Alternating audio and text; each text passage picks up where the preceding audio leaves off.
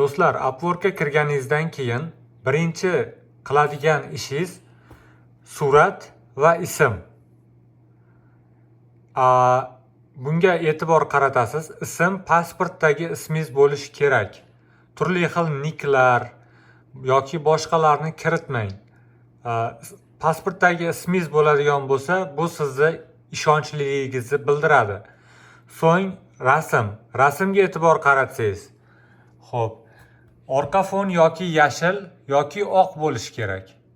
3 ga 4 rasm yasab, o'zingiz profilingizga yuklashingiz kerak va rasm yorqinroq, yuzingiz tabassumga boy.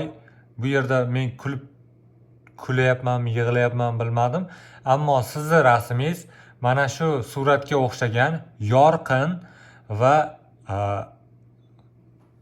telefon yoki kompyuterdan qaraganda ko'zga tashlanadigan, odam e'tiborini qaratadigan rasm bo'lishi shart. Bu sizni ishonchligingizni bildiradi. Xo'p, demak, ism birinchi marta Upwork profilini ochganingizda sizda bu galochka bo'lmaydi, job success bo'lmaydi. Xo'p, menda ko'rib turgan bo'lsangiz $300 oshiq, ammo bundan anchagina ko'p pul topganman va ba'zi bir muammolar tug'ilgan.